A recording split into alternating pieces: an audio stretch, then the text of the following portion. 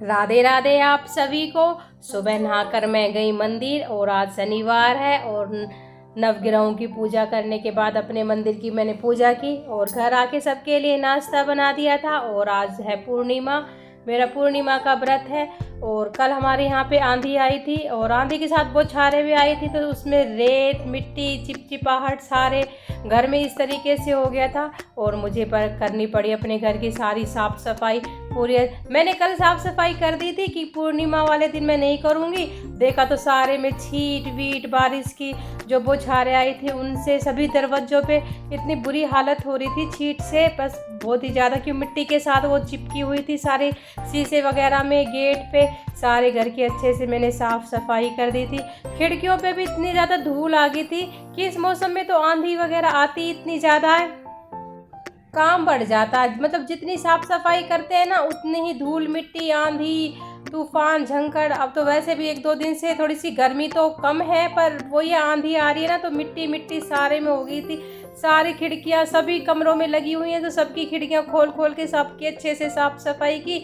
और मैंने पहले कर दी थी कल की मैं बढ़ती रहूँगी पूर्णमासी वाले दिन, तो मैं नहीं करूँगी। और मुझे क्या पता था कि भगवान मेरे से डबल करवाएगा। फिर शाम के समय इतनी आंधी आ गई कि सुबह फिर सारे घर की साफ सफाई मुझे दोबारा से करनी पड़ी थी सारी। फिर मैंने झाड़ झाड़ के सभी खिड़कियों को बंद कर दिया था। कितना ही बंद कर दूं मैं खिड़कियों को, लेकिन धूल मिट्टी तो फिर भी आ ही जाती है। और ये हमारे गबरू की वजह से ये कुछ सामान मैं ऊपर ड्रेसिंग के ऊपर रखती हूँ, फिर वहाँ से साफ़ सफाई की। और ये सोफ़ा बेड ये सब फैला हुआ है। बाकी पहले तो सारे से डस्टिंग की थी मैंने कि खिड़कियों को झाड़ूंगी तो सोफ़े वगैरह पे डस्ट आएगी, इसलिए इनको मैं बाद में समझाऊंगी। और ये मेज़ पे गीला कपड़ा फेर दिया है मैंने। नीचे से भी इतनी ज़्यादा धूल ही धूल हो गई थी ना, खिड़कियाँ खोल दी थी बच्चों ने कि हवा देखेंगे, अच्छा मौसम है, तो सारी मिट्टी घर में ही घुस गई। रात के समय फिर कहते झाड़ू नहीं लगानी चाहिए, तो रात को फिर मैंने झाड़ू नहीं लगाई। शाम के टाइम बस थोड़े से पोछे से वैसी मिट्टी पैरों में जो लड़क रही थी ना उसी को मैंने साफ़ कर दिया था।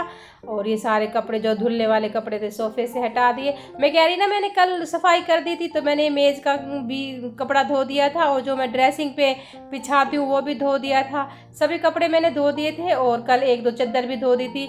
और वो शुक्र मैंने कल बिछाए नहीं कि आज बिछाऊंगी, और वो ठीक रहा कि सारे घर की साफ़ सफाई करके मैंने बिछा दिए थे। फिर उसके बाद सोफ़े की सफाई करी अच्छे से, सारे को हटा के कपड़े वगैरह इस पर से कर दिया। हाँ कि सारी जगह धूल ही धूल हो रही है।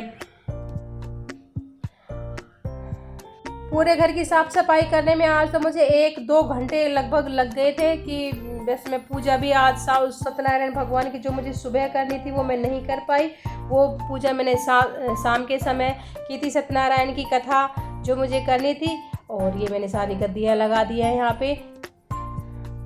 और ये यहाँ मेरे टीवी के नीचे की जो ये टेबल सी होती है ये वो है। टीवी मेरा ख़राब हुआ, अभी ठीक होने के लिए जा रहा है, पता नहीं कब ठीक होके आएगा। वहाँ से दीवार खाली है, आपको दिख रही होगा, स्टैंड सा लगा हुआ है। और ये मेरे बेटे की नोटबुक है, हॉलीडे होमवर्क मिला हुआ है, करता तो यहीं पे रख देता, कहता मम्मी इनको भी यहीं रहने दो, जिस भी नोटबुक का मेरा हो जाएगा उनको मैं यहाँ से हटा दूँगा, आप अभी यहीं रहने दो। तो मैंने साफ़ सफाई करके इसको दोबारा से उसको वहीं पर रख दिया। ये सब कुछ मेरा बिल्कुल साफ़ हो गया है। और वो गबरू कितने आराम से हमारा बैठा हुआ था।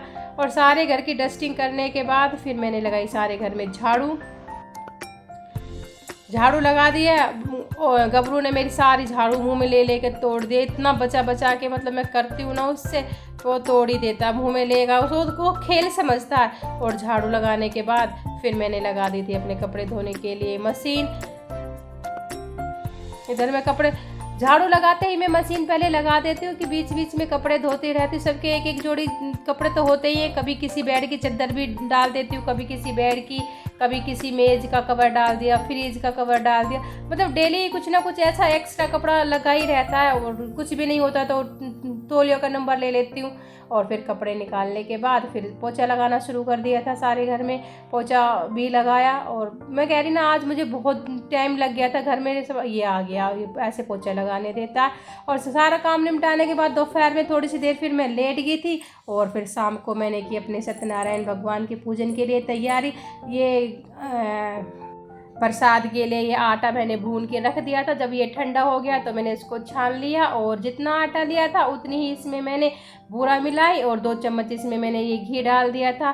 घी डालने के बाद फिर इसमें मैंने डाले तुलसी के पत्ते और तुलसी के पर इधर बेटी कह रही मम्मी आज शाम को पूजा करो। मैंने कहा हाँ देर हो गई थी इसलिए शाम को पूजा करेंगे। अब कोई नहीं, मैंने सत्यनारायण की पूजा तो वैसे भी शाम को होती है। और इसमें ये केला काट के डाल दिया और ये बना दिए मैंने सत्यनारायण भगवान के लिए पंजीरी। हाँ वैसे कथा में भी लिखा हुआ यही है कि शाम के समय सत्यनारायण भगवान की पूजा, मैंने कि हम शाम को कर लेंगे सत्यनारायण भगवान की पूजा। और यहाँ पे बनाया मैंने पंचामृत, दूध लिया, दही भी और गंगा जल, ये तुलसी के पत्ते इसमें मैं डाल दूँगी।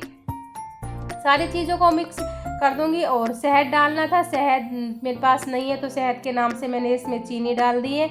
याद नहीं रहा, मैं शहद ले आती, गई भी थी मार्केट पर याद ही नहीं आया, तो इसलिए मैंने अब इसमें चीनी डाल के सबको मिक्स करके इधर सत्यनारायण भगवान की पूजन की मैंने तैयारी की। मंदिर की साफ़ सफाई भी सुबह कर दी थी, बताया मैंने कि सारे में आंधी आई थी तो सारी जगह धूल मिट्टी हो गई थी। और इसकी वीडियो मैंने नहीं बनाई मंदिर की साफ़ सफाई की।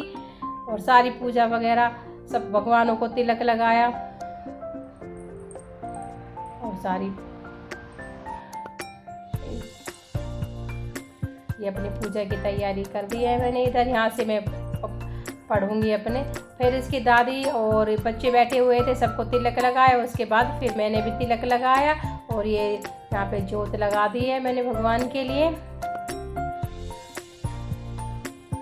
सत्यनारायण की पूजा भाई मैं अपने सरल सीधे आसान तरीके से ऐसे ही करती हूँ, प्रसाद बना देती हूँ और फिर हम सब बैठ के, कि इसके पापा तो दुकान पे होते हैं तो हम इसकी दादी और दोनों बच्चे और मैं हम ही कथा कर लेते हैं आपस में घर में बैठ के। इस बहाने से छोटी सी कथा भी हो जाती है और फिर प्रसाद बना लेते हैं। और श्री गणेशाय नमः, श्री गणेशाय नमः, श्री गणेशाय नमः। पहला अध्याय भगवान। व्यास जी ने कहा, एक समय नैमिषारण्य तीर्थ में सोन कार्तिक 88,000 ऋषियों ने प्राण वेत्ता श्री सूत जी से पूछा, हे सूत जी, इस कलयुग में वेद विद्या रहित मानवों को ईश्वर भक्ति किस प्रकार मिलेगी और उनका उद्धार कैसे होगा? हे मुनीश्वर, आप ऐसा कोई व्रत अथवा तप बताइए जिसे करने से मनुष्य थोड़े ही समय में पुण्य प्राप्त कर सके और उसे मनोवांछित फल भी मिले। ऐसे मनोरथ पूर्ण करने वाली कथा सुनने की हमारी प्रबल इच्छा है। सर्व शास्त्र ज्ञाता श्री सूत जी बोले, हे वैष्णव के पूज्य, आप सब ने मानव जाति के हित की बात पूछी है, अतः आप सब के अनुरोध पर मैं उस श्रेष्ठ व्रत को अवश्य कहूंगा जिसे नारद जी ने एक समय श्री लक्ष्मी नारायण भगवान जी से पूछा था और लक्ष्मीपति श्री विष्णु भगवान ने मुनि श्रेष्ठ नारद जी को बताया था। उस कथा को मैं तुम सबसे कहूंगा, अतः ध्यान से सुनो। किसी समय योगी राज नारद जी दूसरों के हित की इच्छा कर सभी लोगों का भ्रमण करते हुए मृत्युलोक में पहुंचे। यहाँ अनेक योनियों में जन्मे प्राय सभी मनुष्यों को अपने कथा पूरी करने के बाद और सत्यनारायण भगवान की पूजा करने के बाद फिर शाम के खाने की तैयारी की। और उसके लिए मैंने चढ़ा दिया दूध खीर बनाने के लिए, कि पूर्णमासी वाले दिन सत्यनारायण के भोग के लिए मैं ज़रूर खीर बनाती हूँ। चाहे थोड़ी ही बनाओ, थोड़ी ही बहुत रहती है, शाम के समय कम खाते हैं। इसकी दादी और इसके पापा तो खाते नहीं कि हमारी गैस बन जाएगी, तो प्रसाद के तौर पे थोड़ी थोड़ी सी ही मैं बनाती हूँ कि थोड़ी थोड़ी ही खा लेते हैं वो लोग। इधर मैंने खीर चढ़ा दी है और उधर कुकर में मैंने ये आलू चढ़ा दिए कि मैं इतने आटा गूंदूंगी, आलू भी उबल जाएंगे और खीर के लिए दूध भी गर्म हो जाएगा। और इधर ये मैंने आटा लगा दिया, लगाने की तैयारी कर दी है। अब मैं बनाऊंगी, आलू उबले रखे हैं और कचौरी। वो खीर और कचौरी बच्चों को बहुत पसंद आती है, वो खाते हैं खीर कचौरी। और इसके पापा खीर कचौरी नहीं खाते, उनके पूरी पसंद है उन्हें, घर में मुझे कचौरी कम पसंद है, तो उनके लिए फिर मैं आलू की सब्ज़ी बना देती हूँ। और इसकी दादी थोड़ी बीमार सी रहती है, वो रोटी खाते हैं। वो ये सबका अपना अलग अलग होता है, कोई कुछ नहीं खाता, कोई कुछ नहीं खाता। और फिर मैंने ये आटा गूंद के इधर रख दिया है और इधर मैंने आटा गूंदा था और इधर ये दूध भी गर्म हो गया है। और अब इसमें मैं डाल दूँगी ये चावल की खीर भी मेरी बन जाएगी। इतने सब्ज़ी वगैरह बनाऊँगी, आलू छीलूँगी, कचौरी का सामान तैयार करूँगी, इतने खीर भी बन जाएगी। अब इसमें मैंने चावल डाल दिए, थोड़ी सी धीमी धीमी गैस कर दूँगी, खदकती रहेगी, अपने आराम से बनती रहेगी और मैं अपना और काम निपटाती रहूँगी। इतने ये आलू भी उबल चुके हैं इतने, और अब आलू को मैं ठंडा कर दूंगी, खीर बनती रहेगी, आलू छील लूँगी और इसके पापा के लिए सब्ज़ी बना दूंगी और कचौरी का सामान तैयार कर लूँगी और इतने ही मेरी खीर लगभग बनी जाएगी। ये आलू छील के रख दिए, निकाल के रख दिए मैंने। ये सारे सामान इसमें जो भी डालते हैं, कचौरी में मैं अजवाइन, हींग और जीरा पीस के हमेशा डालती हूँ और हरा धनिया, बहुत टेस्टी कचौरी बनती है इसमें। और बाकी तो जो रहता अपने स्वाद अनुसार मिर्च और नमक, सूखा धनिया वगैरह सब डालते हैं। और वो सब्ज़ी मैंने बना दी है और ये खीर इधर मेरी लगभग इतनी बन चुकी है, थोड़ी कसर है इसमें बस, वैसे तो बनने वाली है। और इधर फिर मैंने ये कचौरी बनाने की तैयारी कर दी कि खीर उधर अभी थोड़ी सी कसर थी तो वो खीर बनती रहेगी, एकदम से दोनों चीज़ गरम गरम हो जाएंगी, खीर भी कचौरी भी। गर्मी वैसे खाया भी नहीं जाता तो मैं कचौरी बना के रख देती हूँ, थोड़ी सी ठंडी हो जाएंगी कचौरियाँ। और ये पहली कचौरी हमेशा की तरह मैं अपने कान्हा जी के लिए बनाऊंगी। ये कचौरी बना रही हूँ मैं अपने कान्हा जी के लिए। सबसे पहले तो मेरे लड्डू गोपाल जी, सत्यनारायण भगवान, सभी का भोग लग जाता है उसमें। बस भगवान कहते थे भाव के भूखे, वो किसी के खाने के भूखे नहीं है, भाव से लगाती हूँ। वैसे तो भगवान को जो मंजूर हो इतना ही कर पाती हूँ भाई, भगवान अपनी कृपा बनाए रखो हमारे ऊपर। और ये बन गई मेरी गर्मा गर्म कचौरी सत्यनारायण भगवान के प्रसाद के लिए। और इतने में भगवान लड्डू गोपाल जी के लिए इधर इसमें खीर ठंडी कर दूंगी। एक कचौरी तो बनी गई है और फिर भगवान का प्रसाद का भोग लगाने के लिए निकाल रही हूँ मैं। ये भगवान के भोग के लिए निकाल दी है और ये कचौरी भी मेरी इधर बन गई है। कान्हा जी आपके लिए गर्मा गर्म कचौरी, खाइए। और फिर मेरे सभी बहन भाइयों के लिए आप भी खाइए। ये कान्हा जी की प्लेट, पहली प्लेट कान्हा जी की, और बना दी है मैंने। और फिर गर्मा गर्म कचौरियाँ बना के रख ली, फिर हमने सबने साथ बैठ के खाई थी। और फिर उसके बाद मैं गई चंद्रमा को जल देने के लिए। बहुत लेट दिखाई दिया था, चंद्रमा की बिल्डिंग ऊंची ऊंची बनी हुई है। और उसके बाद फिर खाया सत्यनारायण भगवान का प्रसाद।